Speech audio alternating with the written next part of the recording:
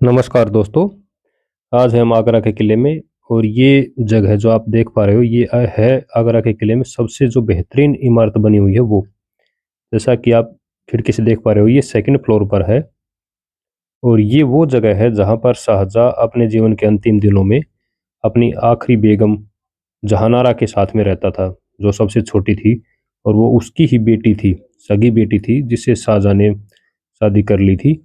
और ये कहते हुए कि उसमें उसको मुमताज महल की याद आती है, जिसे वो सबसे ज़्यादा प्यार करता था, ऐसा कहा जाता है। तो ये इमारत बिल्कुल संगमरमर के सफ़ेद पत्थरों से बनी हुई है, जैसा कि आप देख पा रहे हो।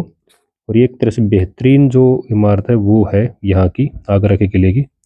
और इसका निर्माण शाहजहाँ के समय पर ही करा गया था। बाकी आगरा का किला है उसका निर्माण कार्य शुरू कराया गया था 1665 में अकबर के द्वारा। और बाद में जितने भी शहनशाह बादशाह हुए उन्होंने अपनी इच्छा अनुसार इसमें जगह जगह परिवर्तन करवाए और नई नई जो इमारतें हैं वो बनवाई।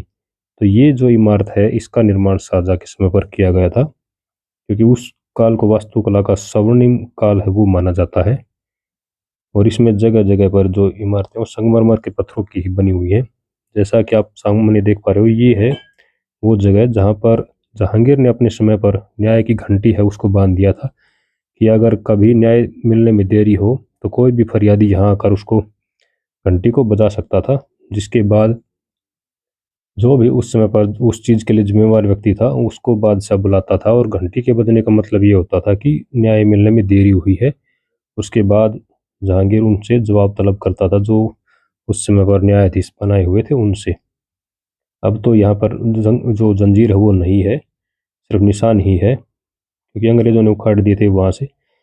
और जैसा कि आप देख पा रहे हो पूरी इस इमारत में जगह जगह पर ये आले बने हुए हैं। यहाँ पर रोशनी का प्रबंध करने के लिए जो दीवे हैं वो रखे जाते थे, दिए। और बाकी बिल्कुल सफ़ेद रंग के संगमरमर के पत्थर हैं उनका ही प्रयोग किया गया है, जिसकी वजह से ये इमारत बेहद ही खूबसूरत नज़र आती है। और चांद की रोशनी में तो ये बिल्कुल ही चमकती थी और चमकती अब भी है।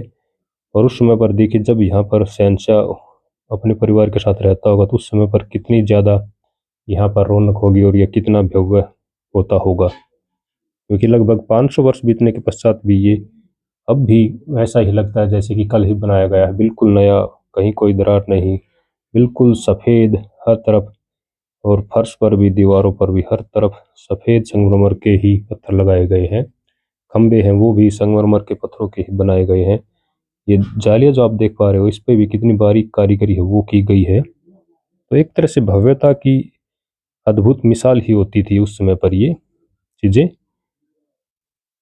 और ये वही जगह है जहाँ पर अपने अंतिम दिनों में शाहजहाँ अपनी बेगम जहानारा के साथ में रहता था।